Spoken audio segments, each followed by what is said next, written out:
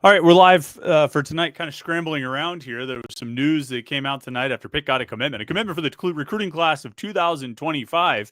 That's a guy he's finishing his senior year of high school right now, and he's committing to Pitt. He'll be a freshman in the fall. So, a freshman probably in a couple of weeks.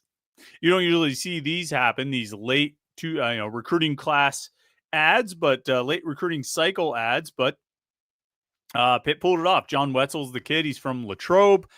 He was committed to and signed with Marshall, got out of that letter of intent after the coaching change, and ended up signing with Pitt. He visited today and went there. We'll talk about that a lot tonight, I'm sure. There's a lot of other conversation topics on the table, as there always is, as there always are, and that's I've been thinking a lot about this week, about this question of like the best Pitt players of the 21st century and the best Pitt players in the Narduzzi era. And I'm just kind of stalling before I bring Jim in here, because I'm going to let him start thinking about this as well, in case he hadn't already been thinking about this, the top five Pitt players of the 21st century, and, top 10 Pitt players in the Narduzzi era, and some other questions along those lines, because I'm going to talk to Jim about that. There's hoops recruiting news, as Pitt missed out on a player who ends up going to Kentucky. We'll get into that, and as well as where things stand otherwise with the transfers. Talk about Pitt baseball, Pitt recruiting, football, basketball. There's a lot of stuff to talk about tonight on the live Panther-Lair Show. So make sure you like this video and subscribe to youtube.com/Panther-Lair.com. And what else? Oh, yeah. Post your comments and questions, because the best thing about this show is we have the little interaction. We go back and forth. So get over there in the chat screen, post your comments and questions over there, and we will interact. We'll answer as many questions and react to as many comments as we can. So jump in now. And, of course, go over the message boards at Panther-Lair.com, Pitt site on the 247 Sports Network. Let's bring Jim in here. Jim, where he is? There he is. You don't usually see these late cycle ads for football, Jim, but here it is, May 21st, and Pitt's getting another commitment. I can't really remember the last time they got somebody this late, other than, who is the tight end? Cole Mitchell. Cole Mitchell, that's it. He's the guy who wasn't even committed. That was like the post-COVID year. It was the 2021 recruiting class. Was kind of out there, was going to do a post-grad year. He ended up going to Pitt's prospect camp in June of 2021 and got an offer there. And they said, well, we'll take you now. We're not going to take you next year after your post-grad year. We will take you now if you will come here now. So he literally went to the camp, got the offer, took an official visit the next day, and was enrolled a week later. I mean, it happened fast, but that was the last ad from a recruiting, a high school recruiting standpoint, this late in the cycle that I can remember. Is there anybody else that comes to mind for you? I know we were talking on the boards about late flips and late ads, but nobody this late. Generally, no. I would say not in football. I think we saw it a couple times in basketball. Dior Johnson was super late, but football, usually it's the team, both sports, you report in June. You're kind of at this point, you're graduated, you kind of know what you're doing. So it is a late ad, but I think he's an interesting one. I mean, he was a really good high school player, two-way player, just good overall athlete, good basketball player.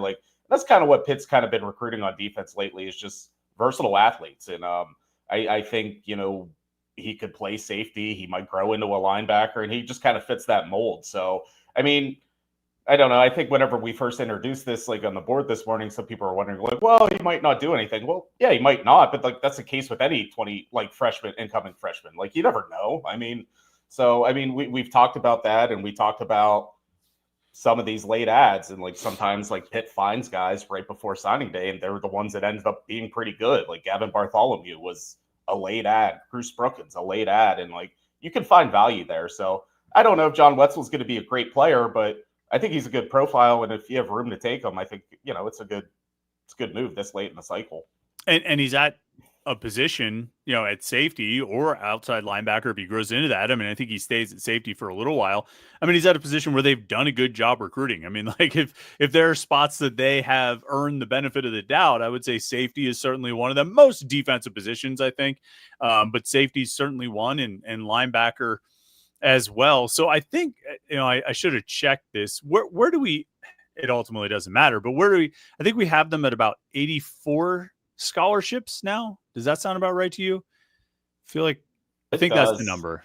I feel like I used to like know it off by heart. Like I Yeah. could rattle off the entire roster, but anymore it's like whenever they kind of move the roster to 105, I'm like, oh, it's not like that serious. It's not like they're like fighting this line of 85 at all times. It's like they have the space to make these additions. And we've seen in the past couple of weeks they've added some walk-ons, even like transfer walk-ons, but like so yeah, like there's still a lot of moving and shaking there, and it kind of seems like they're done adding from the portal unless they like somebody. But I kind of figured whenever they announced the 3 transfer signings, like okay, that's probably it for now. So they probably have some more flexibility, but like that's why you have these spaces. That's why they were able to like jump on John Wetzel at the very end. So yeah.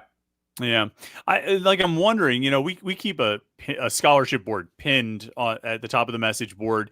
I'm looking at it right now, and I think it's been a valuable resource. I mean, we've been doing this for 10 years, 15 years, having a scholarship board pinned to the top of the message board, and I feel like it's a valuable resource. It lays out the roster and shows where they have numbers and where they're lacking and where there are holes and which classes and just kind of what the overall numbers look like. But given that scholarship number, like they don't have to get under 85 anymore, or they're not going to, if the roster limits go to 105, we'll set aside the grandfather clause for now. But like, do you think, this is more of a, Jim, what do you think we should do on the site sort of question, but like, would it be just as valuable, if not more so, to just do a full roster board and have some way of designating which guys are on scholarship and which guys aren't, but just to show where they stand, since now the number that's relevant is that 105 rather than the old 85? Should we have a full roster board instead of a scholarship board? Yeah, I've kind of been going back and forth with that because, like, even today, like, we've been breaking down quarterback all week, and like, I included the walk-ons. Like, I guess quarterback's different because like that's like such a small room, and you almost have to include them. But it's like I don't know, like the way I was looking at it, it's like they're part of the count to me. Like Yeah. David Lynch is part of the count, and like Bo Jackson, that freshman that's coming in next year, like I don't know, I look at them as part of the quarterback room. So anymore, I mean, I think 105 is kind of the number you just kind of base everything off of.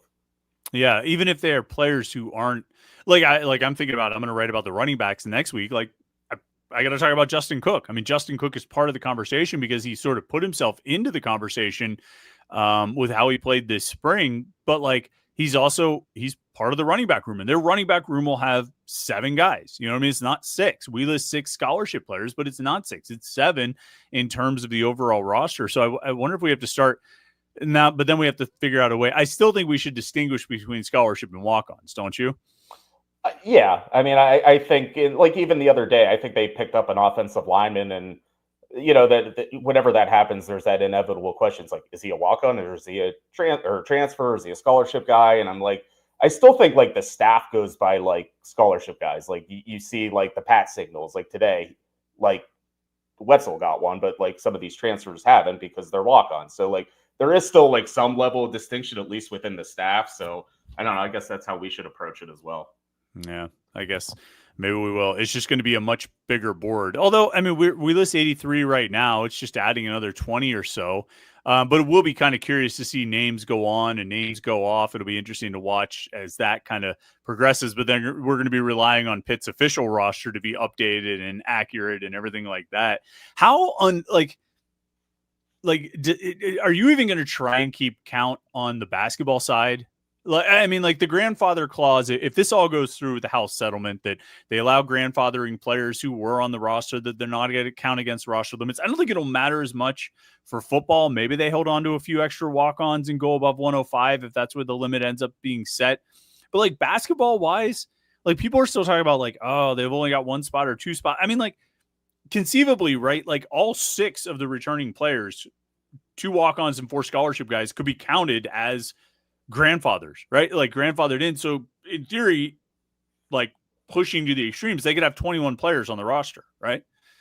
Yeah, and I think it's just going to be until like that grandfather, like we just got through like the COVID year, like we were just like, oh, like that, like, oh, at least this is going away. At least we have like some sense of normalcy. It's like, okay, they have, 5 years to play 4, and like I don't know, like those rules don't seem to apply anymore. Then now you throw in like this potential, like anyone that's on the roster doesn't count against scholarships anymore. So now it just makes it more confusing for like people like you and me that actually do track it like day to day and like buy every single player. So I don't know. I mean, I can't imagine they would have 21 basketball players next year. Like I don't think they're gonna have this gigantic football roster, but I don't know. I guess until the House settlement comes out and we learn exactly what it means, but it's more of a headache for you and me, I think. Yeah, and there was one little weird clause I feel like in Russ Dellinger's report about that. What was it? Something like the schools are responsible for maintaining a list of who they're using exceptions on, and so then you're going to get into like a case where like a school ends up like only with 15 guys on the roster or 16. Is like, why'd you stop? You had room to do more. Well, we forgot to put this guy on the exception list. You know what I mean? Like they like Louis Beerbauer it and they screw it up. So like we'll think that they've got 6 spots, but they messed up and forgot to put Benjamin Mayhew on the exception list or something like that one year. I don't know.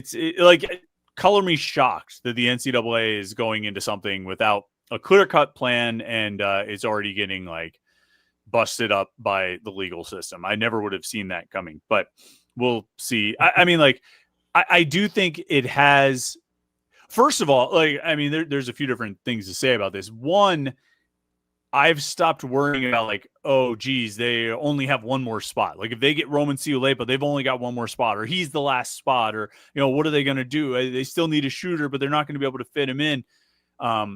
I've stopped worrying about that because of this potential grandfather clause. And then the other thing too is like, I have to think that they're taking these developmental high school guys, Kieran Mullen, Henry Cody Lau, not so much Makari Moore, but I think maybe Braden Hawthorne, if they had gotten him, and we could talk about that. Like it makes more sense if you think you're going to have 17, 18, 19 spots, right? Like they didn't take those guys in place of a transfer. They didn't use up a spot that could have gone to a transfer to take those guys. If they didn't, do you think the staff would have taken those developmental high school kids if they didn't think there would be a grandfather clause that would allow them extra space?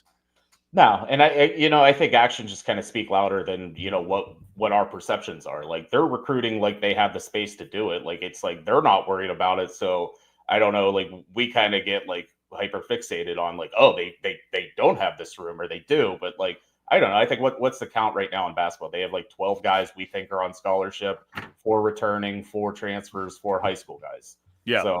So in theory, like okay, so they have those 12 and 2 walk-ons, and like so yeah, like if it's a hard 15, then they only have 1 spot. But I guess like this whole topic is like it isn't a hard 15 just yet.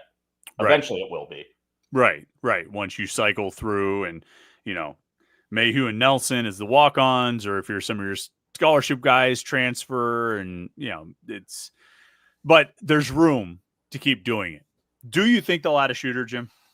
Do you think they'll get a transfer shooter right now? If you had to put like your life on it, do they add a transfer who shoots for his career better than 34% from 3? I don't know. I mean, like they sure aren't acting like it. They're not tied to a lot of names, and you don't see like. I guess just like because the past like 3 weeks, like everything's been high school guys, which has shocked me. Like I thought, yeah, you might take 1 or 2 flyers, but it's like, oh, like now they're up to 3. So it's become interesting how they've approached things, but I don't know, man. Who's out there? Like who are these like shooters begging to come play for Pitt? And I don't know. And you would think the whole like market's a little picked over at this point, wouldn't you? But no, there's like 1,000. There's like 2,000 guys in the portal. One of them has to be able to shoot threes. I mean, really, like seriously, you can't tell me that there's 2,000 guys still in the portal and not one of them can make a shot from beyond the arc. Like I can't, I cannot, and will not be convinced of that. Because I mean, Pitt let 3 of them go to the portal themselves. Like the guys are out there. The guys are out there to be found.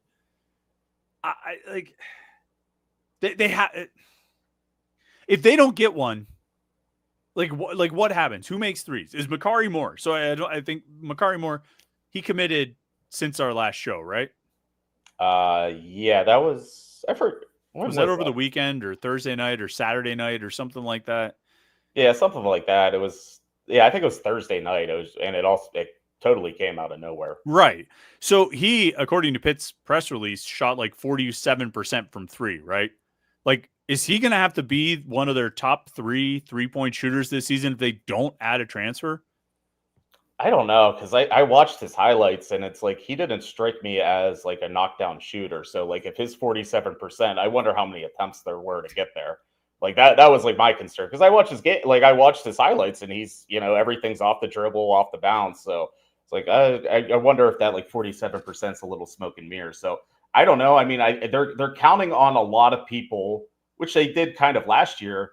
They have a bunch of guys capable of making threes, but they don't have a lot of guys that are known to make threes. Like, yeah, like Jalen Lowe could make threes last year, but it's like you saw the percentages, and like there's some games Ish Leggett got hot, and some games he wasn't. So I don't know. I'm like, I guess like volume, just hoping everyone kind of hits like 30 to 50, but like they don't have one guy right now on this roster as it stands that's going to make like 70 plus 3-pointers next season. Well, and the difference last year is like Jalen Lowe could hit threes. Ishmael Leggett could hit threes. The Diaz-Graham twins were 3-point shooters. I mean, that was the thing they did best. Zach Austin earlier in his career had made threes. Like that was not completely absent from his game. So they had guys who at least had done it and showed, and had shown the potential to do it and had a bit of a track record of doing it. It wasn't necessarily a Greg Elliott type of thing, but it was good enough. You could rely on there a bunch of guys would make threes and they would fill that void left by Blake Henson. I don't see those guys on this roster this year. Like who's going to be the leading 3-point shooter in terms of makes? Brandon Cummings? If you had to bet on it right now? I think he almost has to be. I mean, I think he's good. I think he's a good shooter, but that's the guy they're relying on. I mean, I don't get it. I didn't want to get sidetracked in this shooting conversation. I mean, inevitably we're going to get there at some point anyway, but like, I still just don't know what's going on. All right. Top 5 players, Pitt players of this century, Jim. I think Larry Fitzgerald, Aaron Donald, obvious options right there at the top. This conversation topic was inspired by Bruce Feldman, put out a top 25 players in college football of the century, past 25 years. We could disagree or agree about some of his top picks. He had Cam Newton number 1 and Reggie Bush number 2, and I forget who was 3, but Joe Burrow was number 4. And Ndamukong Suh was 3. I mean, we could argue about that. But anyway, 2 Pitt players made it. Larry Fitzgerald was 11. He was really the top wide receiver, but Travis Hunter was ahead of him, so I don't know how you count that. Aaron Donald was number 20. Let's say Fitzgerald and Donald are the top 2 Pitt players. I assume you would agree about that. Who rounds out your top 5 of this century, of the last 25 years of Pitt football? There's a lot of ways you could go with it. I mean, like, are we factoring in like what they did in the NFL or just what they did at Pitt? No, they're Pitt careers. Okay. I mean, obviously they've had some All-Americans, like Kalijah Kancey was dominant. Darrelle Revis, like I don't think anyone even threw at him his last year at Pitt. So those 2 stick out to me. Then you have a bunch of running backs, like James Conner, like put up ridiculous numbers that 2014. Yeah. Like LaShawn McCoy, obviously. Then, I mean, like Patrick Jones, Rashad Weaver, you can't take away that they were All-Americans. They were All-Americans. They were. Quadri Henderson was an All-American. Kyle Lewis was an All-American. Yeah. So, Izzy Bandicanda broke a Tony Dorsett record. Okay. I'll go with the 2 obvious. Obviously Fitzgerald, Donald. Yeah. In that order? Would you go in that order? I would. Okay, me too. I mean, you could make a case for Donald over Fitzgerald, but like Larry was just so good. Yeah, I mean, Larry Fitzgerald is one of the greatest college football players of all time. So yeah, like you couldn't cover him. So no, I don't think there's any disagreement about that. What about the other 3? I'll go Cansey's in there. I'll go Revis. Okay.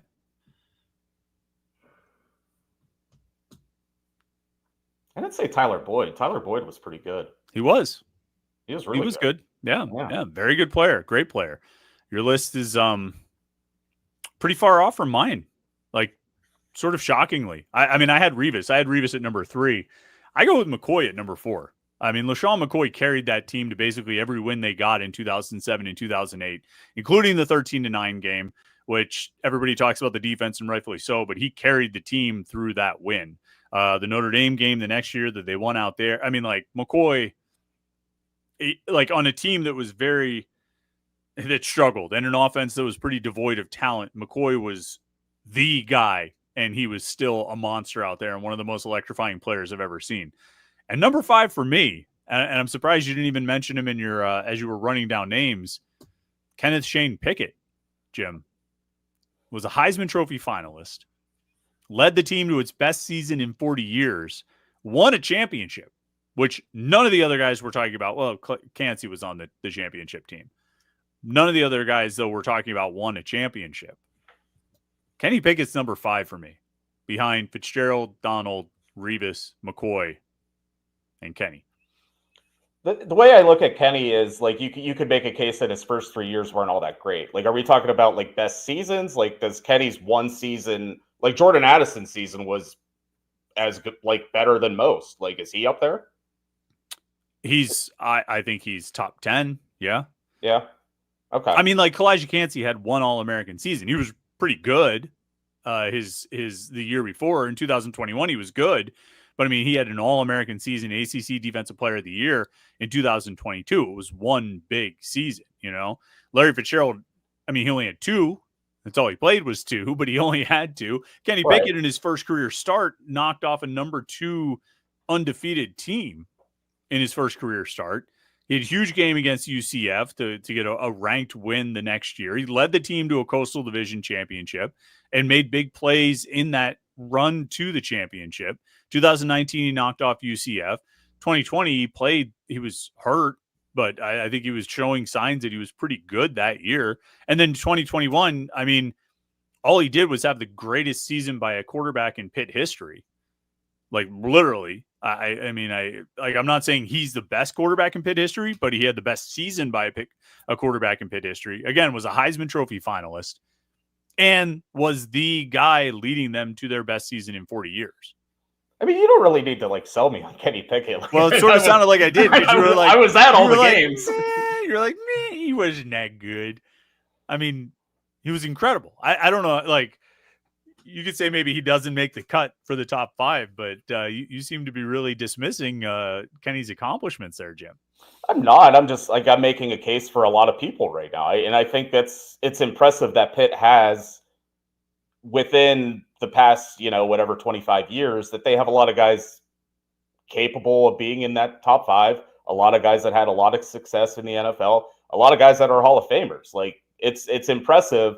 And, like, obviously the win-loss total doesn't always match, like, what Pitt has put together individually. But, like, there's a lot, like, I don't, like, you used to be a little dismissive of Kalijah Cansey, and, like, I watched him, and, like, he was a game wrecker. Like, he 3 guys had to block that guy. Like, he was baby Aaron Donald. Like, he was that good too. So I don't know. I mean, I think there's a lot of guys. I got distracted a little bit because I'm watching this Pitt baseball game as well. Yeah. So Josh Newark said, "Let's go Pitt baseball." Can you give us an update there, Jim? What's happening? Well, they just hit the leadoff runner in the bottom of the 8th. Pitt's clinging to a 3-2 lead. Wow. In the bottom of the 8th. There's twice in this game, and I know you're coaching the kids these days. Pitt got called out twice for diving into first base.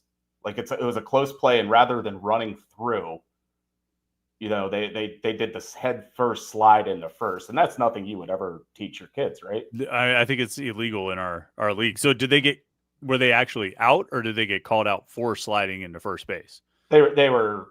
I mean, called out on the play. They were tagged out. I gotcha. Yeah, you got to run through it. I mean, you slow yourself down by diving. Right, yeah. Exactly. I don't know. And Pitt has done that twice in this game? Twice.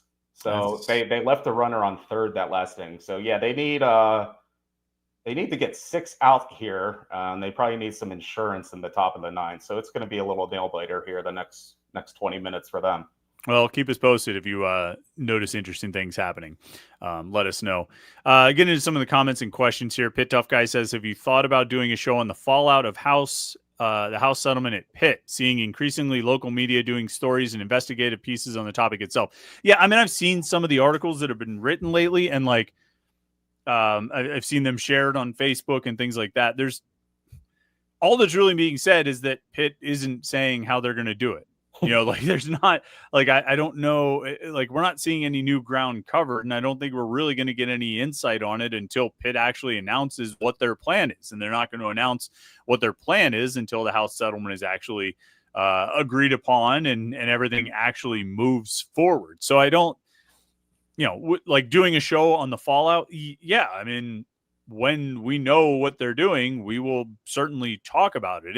And I think we talk about it in a lot of different ways. We've talked about revenue sharing. We've talked about how, NIL and how all of that works and what it looks like at Pitt. So we touch on it every week. Pitt Tough Guy asks about it every week. And so we get into that conversation, but I don't know.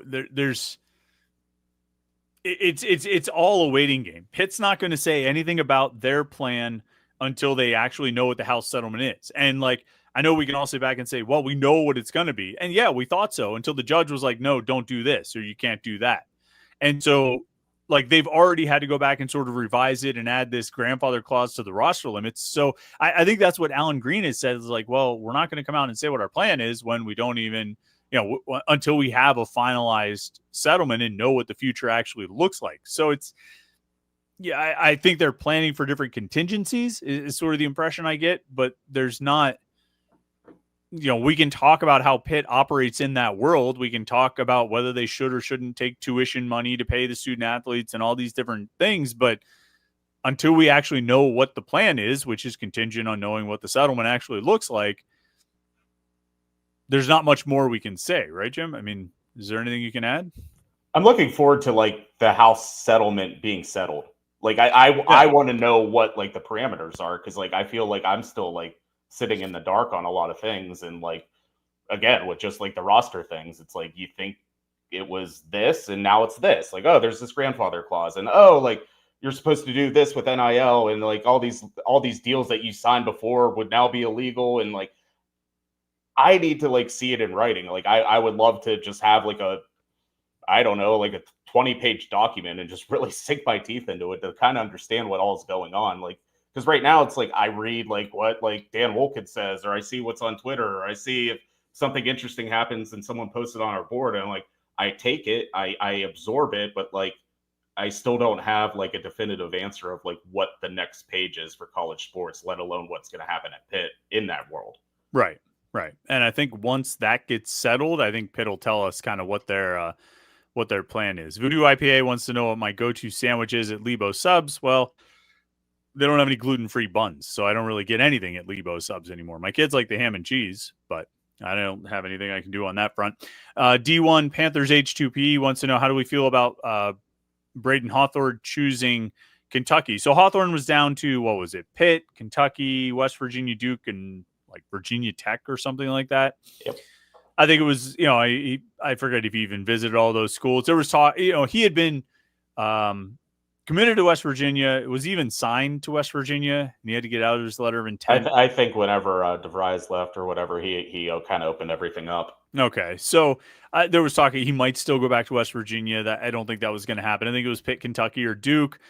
He ends up going to Kentucky. I still see sentiment that like he's a developmental guy.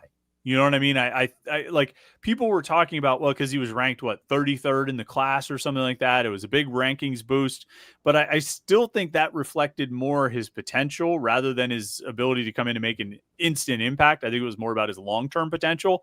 I think there's a general feeling that he needs to add a lot of strength, that he wasn't really going to be ready to come in and play. So like, to me, it just looked like another guy like Kieran Mullen, Henry Cody Lau, another guy who's going to come in and either redshirt or play minimal minutes while he develops and grows. So, and no disrespect, but it didn't really do much for me one way or the other. Like it didn't move the needle. It wouldn't have moved the needle all that much if they got him, and it didn't move the needle that much that they missed out on it. Yeah, I mean, I the way I look at it, it just kind of like shows like kind of the inequities of like college sports because like Pitt's developmental guys are like, oh, this 7 foot center from Canada that had one other offer from Princeton, and Kentucky's like, oh, let's take a flyer on the number 33 player in the country, and he could be our 14th man. Like, and that's the reality of it. It's like this kid might not ever see a second at Kentucky, but he's probably going to get a nice paycheck next year to sit on the bench and travel around with the team. And, just being on the Kentucky basketball team is probably a pretty sweet deal in general. So good for him. Maybe he'll, we talk about in football. It's like there's no wasted efforts in recruiting anymore. Like building relationships matter because those relationships might pop up in a year or two. So you never know. I mean, like you even see that with Pitt. Like they recruited Damian Dunn. He went to Houston. He enters the portal again. It's like, oh, like we already have a connection. So like, I don't know. Like, I mean, yeah, like he probably would have helped Pitt more than he's going to help Kentucky. I don't know how much, but he was never one that I was counting on. It's not like I felt Pitt lost this recruitment. It was like he would have been a nice bonus ad. Yeah, and I don't think he was going to solve the shooting woes. So No. that big issue that's still out there, I don't think that would have helped.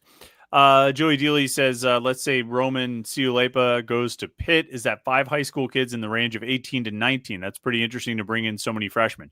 Is that right? Is that what it'd be? Omari Witherspoon, Henry Cody Lau, Kieran Mullen, Makari Moore, and Roman Ciulepa. Is that 5? Am I counting that right? Yes. Yeah. So 5 young kids. That's a big recruiting class, right? And do we know anything about like, are they all like in that 18 to 19 age range? Do you know? Believe so. Yeah. It's not like there's like an Omsal who's like a 20-year-old freshman or 21-year-old freshman or something. No, because like 3 of them were like in American high schools last year. And I believe, and I like that you are just ignoring all norms from the press releases and Pitt's website. And it's, you're going Henry Cody Lau. Henry Cody Lau. Look, there aren't many times we get a chance to call people like with 3 names, with the middle name, you know what I mean? And Henry Cody Lau has it on, I think it's his Instagram, right? Is Henry Cody Lau? Like all of his social media. So like when he first committed, we were all like, is it Henry Lau? Is it Henry Cody Lau? So I never asked. It was just Henry Cody Lau. And like, I like saying it, Henry Cody Lau. It just, Henry Lau. I mean, Henry Cody Lau. I mean, I don't know. I mean, maybe that's what he prefers. Maybe he prefers to be called Henry Cody. You know what I mean? Is like his first name, not just Henry. I don't know. I'm going to stick with it. I'm not going to address him as Henry Cody when we interview him in person, but I'm going to keep saying Henry Cody Lau. Anyway, but we think he's 18. He's 18. He was playing in like some sort of Australia U20 tournament this year. Right. So, and Roman Ciulepa just got. They're in the same U19 or U20 or something. Yeah, they were playing against each other. I think there was one clip of Henry Cody Lau dunking on Roman Ciulepa. So, just we'll see how that goes. But yeah, they were playing against each other in whatever event that was. I would emphasize the Lau, like Lau. Henry Cody Lau, not Henry Cody Lau. I was just emphasizing Cody because. No, yeah. See, I like don't make a big deal out of it, Jim. Okay. Like I think it would be like I'll forget Henry Cody Lau. You know what I mean? Like finish on the upswing. Scott Caston wants to know, how does the Roman saga end? Does Pitt add a shooter as well? Curious to hear both of your takes on how the roster looks a month from now. Yeah, I mean we talked about the shooter thing a little bit. What is even like? I mean, nobody has any idea on a timeline for Roman Ciulepa, right? So. I mean, the best case scenario would be like right now, right? Like the best case scenario would be that he announces it right while we're talking right now, and then we can talk about it for the next 25 minutes. Short of that, like what's realistic? What have you been able to gather is realistic of a timeline of when we could find out what this kid is going to do? I mean, I think it might drag on for another month. I mean, I think he's playing in some other event in Australia that would like kind of like take him through June, and so I think they kind of need to. That's going to happen. I think he needs to get some things like cleared, like not transferring, but enrolling from a different country to the United States. So I think a lot of it right now is just like, I don't want to say like red tape, but it's just like kind of like getting everything finalized. I mean, I think we still both believe he's going to end up at Pitt somehow eventually. I mean, I don't, the longer it drags out, like the more you wonder is like, is it really going to happen? But like, I haven't heard anything to suggest like, oh, like this isn't happening, or like, oh, some other school jumped in. Like nothing like that's happened yet. It's just kind of been like in the same wait and see mode, which we've been in for months now. Like I think his name first surfaced in March. Like we're still talking about him. Yeah. And nothing has really moved or changed. Adam Vinchik says, do you think Pitt lands the kid that just changed his Georgia visit to Pitt? I forgot. What's his name? You remember? Which receiver this is? Bring up the official visit list. What was it? Jaden something. Yeah. Jaden Dunbar. That's it. Jaden Dunbar. He's a wide receiver. When's he visiting? Why can't I find He's the name? first weekend. He's the first weekend. Okay. Yes. So another wide receiver. I mean, we've talked about this. They are going hard on wide receivers, trying to land a bunch of these guys. And for some reason, I don't see him on the official visit list. Oh, there he is. Jaden Dunbar. I was going to say, I thought I did it. Yeah. I thought you did too. We've got him ranked as a 3-star, but I mean, he's got SEC offers. He's got Big 12 offers. He's got ACC offers. He's got official visits scheduled to Mississippi State. He'll be at Duke the week before Pitt. He's going to go to Kansas State. Georgia got dropped and Pitt got added. Do we think those 4 schools, probably Mississippi State, Pitt, Duke, and Kansas State, are probably the top contenders here? Is that how it's looking? I mean, the way like everyone's recruitment at this point is like wherever you're taking your official visits, like that's probably your top 5. Like a lot of kids don't like to say like, oh, this is my top 5, because they like to say, well, my recruitment's still open. Like if Ohio State comes along, yes, my recruitment is still open. But for the most part, like those are his like 4 schools. And I don't know like where he stands on Pitt's board, because I think we have like 12 wide receivers visiting on the list right now. 2 of them are already committed. I don't know how many they're going to take. I mean, obviously that list will change. I think we have Santana Carlos on there, and I don't think that's happening now. So we need to clean up the board a little bit, and we will. I mean, it's just like, it's like sometimes guys get added, they get subtracted. It's just this time of year. So we'll probably like lock in a list sometime late next week, just, kind of start to get finalized things. So he seems like a good prospect. He's different than the other guys that are going out. We lost Jim altogether. Jim is gone. I'm gone. Oh, no.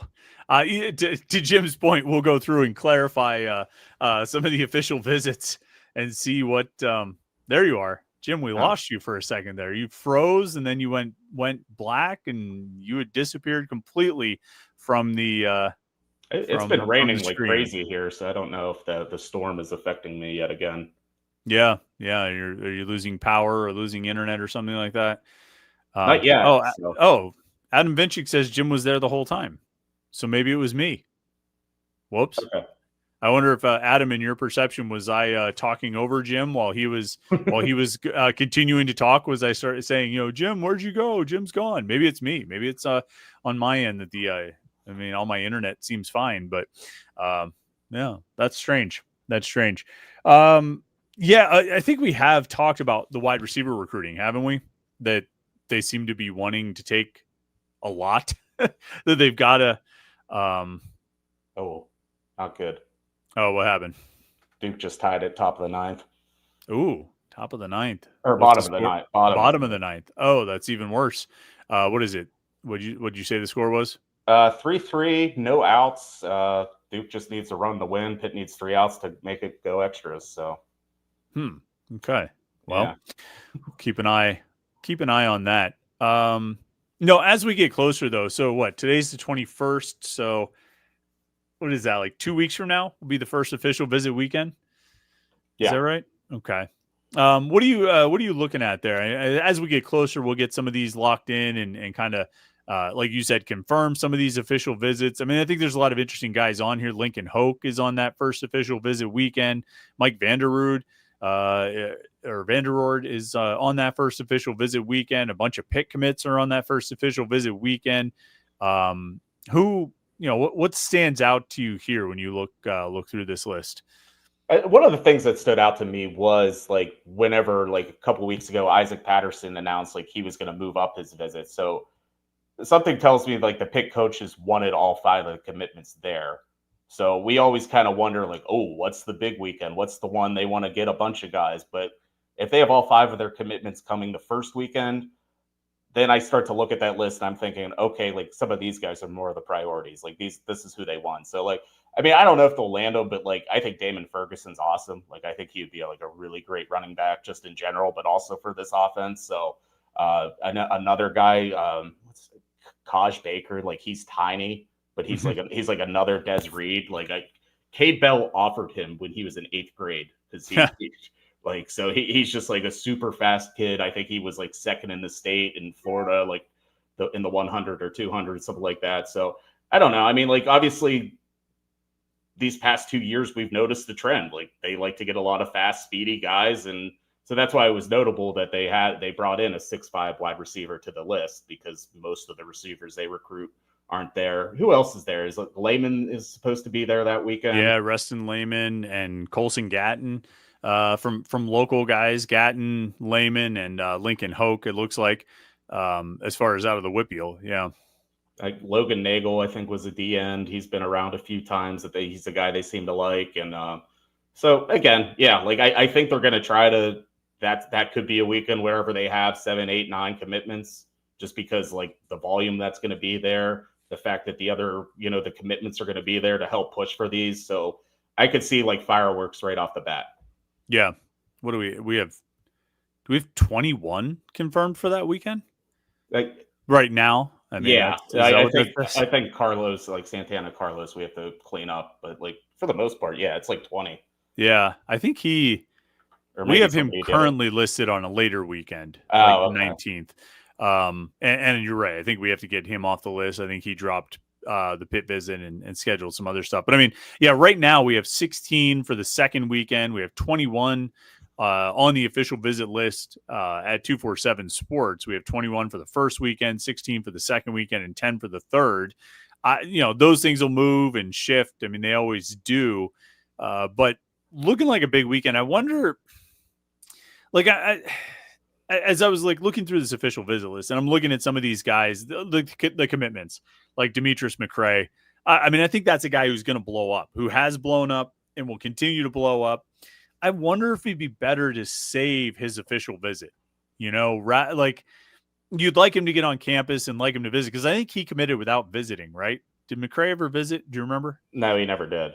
Okay, so you'd like to get him on campus, I understand, and try and lock up his commitment, but maybe there's value in keeping that official visit in your pocket. Now, I know signing day has gotten closer to the end of the regular season, so you maybe don't have a lot of weekends there in December where you can bring guys in prior to signing day. But I just wonder is it the best strategy to load up on all the commits visiting the first weekend in June? You know what I mean? I don't know. And I don't know if there's an exact science, because I think over these years, like, the whole June official visit thing, I think started with like the class of 2019. So like we've been going through this for a while now, and some years they kind of approach it differently. Like I remember last year, like Pitt might have just lost. Yeah. But I think last year they only had like 28, 29 guys like take official visits. Like it wasn't that like huge, gigantic, but they got most of them that visited. I think like only 4 or 5 of them, or eventually some guys decommitted, but like for the most part, like they brought in a select group and hit on almost all of them.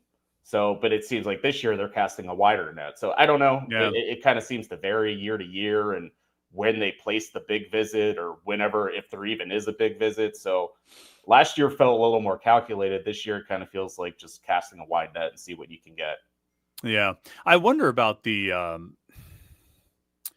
I just wonder, the strategy with committed guys. And I guess probably, I bet if we looked over at most of the decommitments that they've lost, where, in the last like 4 or 5 years, decommitments have really become, I think, more prevalent.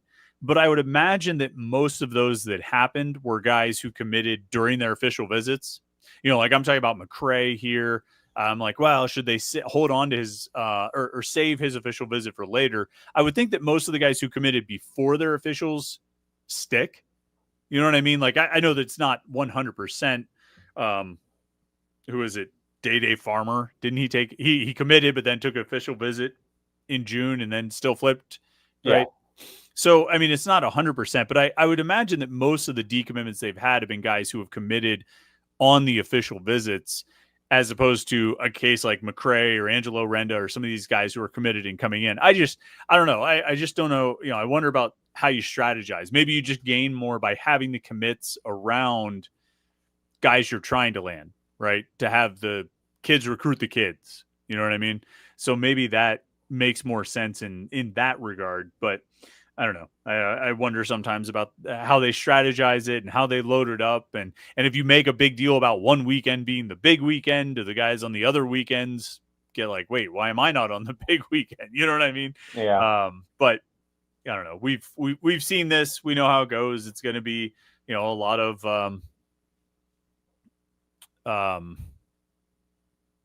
it's going to be a lot of commitments, and they'll land a lot of guys as always. Talk is Pitt says, I think the issue is that Pat Narduzzi doesn't really visit commits until their senior year. That's according to JJ Kitchen. Could that be an issue? No, I mean, he can't visit commits. It's not allowed. He can go on the road in December and January. In the spring, when all these assistant coaches are out visiting recruits, the head coaches aren't allowed to go out on the road. It's just assistant coaches during this evaluation period. December and January, he can go out and visit guys. And they can actually do in-home visits with underclassmen now, which they couldn't like 4 or 5 years ago. But so, I mean, if you roll the clock back the way it used to be way back in the day when it was a February signing period and you could only take official visits after your senior year started, you'd go through in June, they'd have kids visit and, but not official visits, just come on their own dime. You'd land a bunch of commitments. You'd go through the fall, and then you'd have all your official visits in December and January. And you'd go out on the road. The head coach could go out and the assistant coaches could go out. They could do in-home visits, and they would do this whole process through December and January of visiting kids in home and having them on campus for official visits. And then you'd lock it up and sign them in February. When they changed it to June official visits and made a signing day in December, the thing kind of changed. And, when it was signing day was December 21st or whatever, you'd have a couple of weeks in December to have official visits, and the head coach could go out and visit these guys. And you would still lose some kids. I mean, there were guys that they got in June on official visits that they would get commitments from, and they would end up decommitting. But for the most part, you got the commitment and then more or less locked them up with those in-home visits. But now you don't even really, that's not really part of it anymore, because signing day, I think this last year was it before the conference championship game? Do you remember? Or was it the Wednesday right after the conference championship game? It might have been. I feel like it might have been December 4th. I think it might have been between the end of the regular season and before the conference championship game. I think you might be right, yeah. Yeah, so there was no time. So, I mean, you weren't going to get anybody on official visits after the season. You could do an in-season official visit, which those are not usually ideal. But you couldn't do any official visits after the season. You couldn't do any in-home visits after the season or anything like that. So it's a totally different schedule now. It's a totally different way of doing things. And, we'll see. They'll probably change it again very soon. Josh Newark says that's a horrible way to lose the baseball game. What happened, Jim? What were you able to see? I think so. They got like one or two guys on, then they had to intentionally walk to load the bases. Then they just walked a run in to lose 4-3. 4-3. Yes, that's right. Wait, did you say they walked a run in? Yes. Oh, that stinks. That's a rough way to go. So that ends that for Pitt, right? Yeah, that puts them at 28 and 27. So I think, but yeah, season's over. So there was a point in time late in the year, they're oh, if they could maybe steal 2 out of 3 from Wake Forest or take the Clemson series, but I think they got swept by Clemson and only took 1 from Wake Forest. So they needed to go 4 or 5 games in this whole week, and they are down. So yeah, what baseball is always going to be a tough one to win in, I think when you're in Pittsburgh, anywhere in the Northeast, really. What what do we make of this program right now? I feel like we've talked a lot about baseball in sort of pretty cynical terms over the last year or so. Yeah. So I don't know how, if we need to go too far down that path again, but I mean, where is that program at this point? Like you said, 28 and 27, this is year 8 for Mike Bell. Is that right? 7 or 8, somewhere around there. Yeah, he was hired like Heather Lyke right away. Like so about 2018 or 2019 around there is when he started. So right. I don't know. It's just like they haven't made the tournament since 1995. There's just such a low chance of success to be consistent in the Northeast or anywhere in the North. I mean, you look at like the Big Ten stinks at baseball outside a couple programs, and it just kind of is what it is. And I thought it was funny all week at these games. There's a guy like right behind home plate wearing a Syracuse t-shirt. They are the only ACC team that doesn't have baseball, but like he is front and center at the ACC baseball tournament. So I love that, but yeah. I don't know. Like Syracuse doesn't have a baseball team. I don't think Wisconsin has a baseball team. Like a lot of teams like in the North just kind of punt on it because like, what are you really sinking it into? Right. Yeah. It seems, I mean, I guess Syracuse has lacrosse, right? And they're pretty good at that. Is that what Pitt should do? Should Pitt pivot from baseball? But I mean, well, I was going to say they just built a really nice brand new field, but that was actually like 13 years ago. So it feels like it's still really nice and new, but it's been a while. I don't know. Like I said, we've talked a lot about that program and been fairly cynical about it. So I guess we don't need to go there again, but back to the recruiting. Swim Boyd says, do you think recruits accept offers early to drum up more interest in them? I think recruits accept offers early to lock up a spot. You know what I mean? To have a spot, especially now where there are fewer spots for high school kids than there used to be. I mean, with transfers taking up all the open scholarships, I think high school recruits do try and lock up a spot, and get that commitment early. And most of that, like the vast majority, do end up sticking. But I do think that leads to more early commitments. I mean, I can't sit here and say this guy at Pitt or that guy at Pitt did that, but I think it happens, don't you?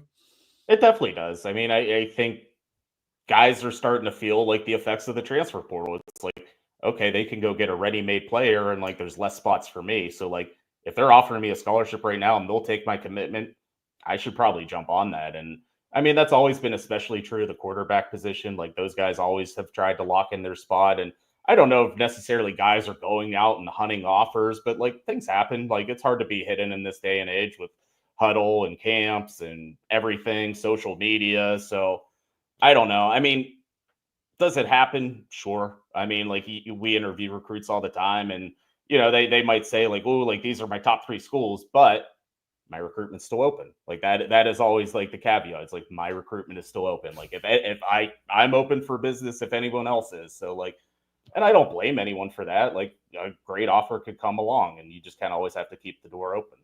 Yeah. And to be honest, it works the other way too, right? Like if a school has a commitment from 3 defensive linemen and they're all set there, and then a really great defensive lineman becomes available, well, they'll make room for it one way or the other. But speaking of interviewing recruits, I need to I'm going to get on the phone here with the new commit with John Wetzel. So I'm going to bounce us out of here a few minutes earlier than usual, Jim. But is there anything else? Is there anything else we didn't cover this week? Sort of the last like week or two before getting into June when things really take off. But do we have any other major pressing topics to discuss this week? I don't think. I mean, we talked a little baseball, basketball, all-time great football players. I mean, for the middle of May, I think we did okay. Okay, good. As long as you feel good about it, Jim. As long as you feel good. All right. Well, thanks everybody who joined in tonight with the comments and the questions, watching the video. Make sure you like and subscribe and check out the website, Panther-Lair.com. Jim, thanks for your time. Thanks everybody for hanging out. And we're going to have more all-time Pitt player talk tomorrow on the Morning Pit. And then, of course, the mailbag on Friday. So make sure you like this video and subscribe to youtube.com/Panther-Lair.com. Stay tuned right here. And we will catch up with you tomorrow morning for the Morning Pit on youtube.com/Panther-Lair.com.